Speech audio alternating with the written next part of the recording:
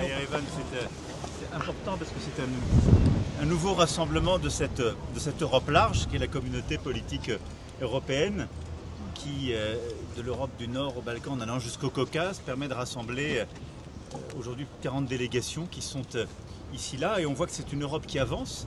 On va dans un instant tenir une réunion de soutien à l'Ukraine. On aura l'occasion d'avoir des réunions de soutien justement à l'indépendance, la souveraineté arménienne, à la Moldavie. Et puis c'est une Europe aussi qui bâtit sa sécurité, sa défense. C'est le bon cadre parce que les défis de sécurité européens sont au-delà des frontières de l'Union européenne et cette Europe large est pertinente à ce titre.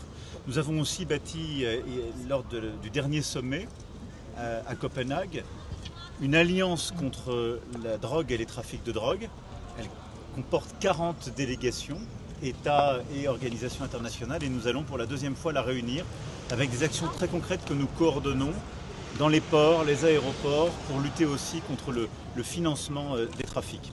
Donc voilà l'agenda du jour et c'est pour moi une occasion importante de continuer à faire avancer ce projet européen qu'est la communauté politique européenne.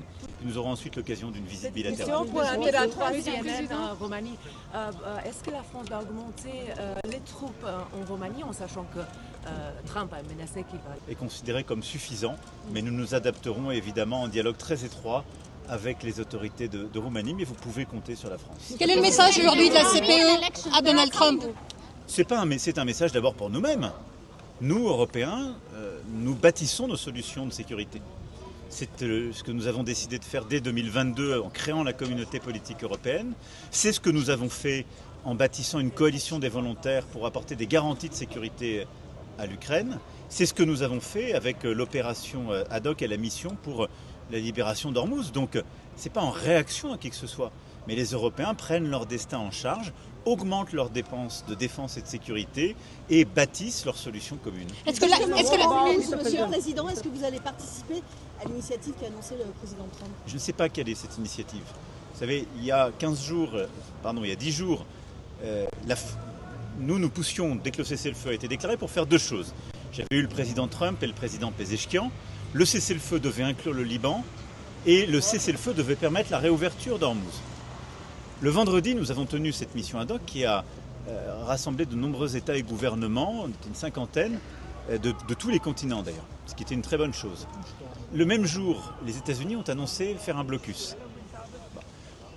Aujourd'hui, je regarde la situation, si les États-Unis sont prêts à réouvrir Ormuz, c'est très bien. C'est ce qu'on demande depuis le début. Mais nous, on ne va pas participer à quelque opération de vive force que ce soit dans un cadre, pour ma part, qui ne me semble pas clair. Donc nous avons bâti une mission ad hoc sur laquelle nous travaillons. La planification militaire s'est faite à Londres, mais nous souhaitons qu'il y ait surtout une réouverture concertée entre l'Iran et les États-Unis. C'est la seule solution qui permette durablement de rouvrir le détroit d'Ormuz, de permettre la libre navigation et de le faire sans restriction et sans péage. Et ensuite, je veux ici redire aussi qu'il est essentiel que le cessez-le-feu soit respecté au Liban. Il y a encore eu plusieurs dizaines de morts la nuit dernière. Il est essentiel que le cessez-le-feu soit respecté. C'est l'engagement que les partis ont pris. Et je le dis pour la souveraineté, l'indépendance du Liban et la protection des populations civiles. Merci mesdames et messieurs. On aura l'occasion de vous reparler tout à l'heure. Merci.